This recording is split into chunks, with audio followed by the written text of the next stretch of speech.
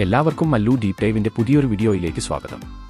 ഏറ്റവും പുതിയ ന്യൂസ് അപ്ഡേറ്റ്സിനായി മറക്കാതെ ഈ ചാനൽ സബ്സ്ക്രൈബ് ചെയ്യുക.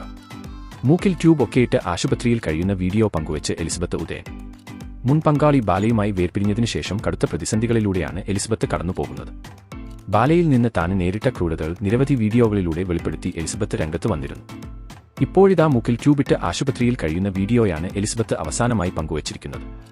എന്തുപറ്റിയെന്ന് നിരവധി പേര് കമന്റിലൂടെ ചോദിക്കുന്നുണ്ടെങ്കിലും കൃത്യമായ മറുപടി എലിസബത്ത് നൽകുന്നില്ല. എലിസബത്ത് കടന്നുപോകുന്നത് തീർത്തും മോശമായ സാഹചര്യത്തിലൂടെയാണെന്ന് വീഡിയോയിലൂടെ വ്യക്തമാകുന്നുണ്ട്.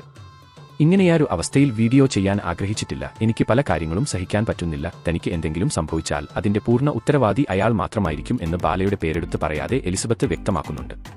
തനിക്ക് പല കാര്യങ്ങളും സഹിക്കാൻ പറ്റുന്നില്ലെന്നും അവരുടെ കൗണ്ടർ കേസുകൾ താങ്ങാൻ കഴിയുന്നില്ലെന്നും എലിസബത്ത് പറയുന്നു. മുഖ്യമന്ത്രിക്കും പോലീസിനും പരാതി കൊടുത്തിട്ടുണ്ട്. അതിന്റെ റിസൾട്ട് അറിയില്ല. കോടതിയിൽ കേസ് നടക്കുന്നുണ്ട്. കേസ് വിളിക്കുമ്പോൾ പലതവണ അയാൾ ഹാജരായില്ല. അവസാനം പ്രസന്റ് ആയത് വക്കീൽ മാത്രമാണ്.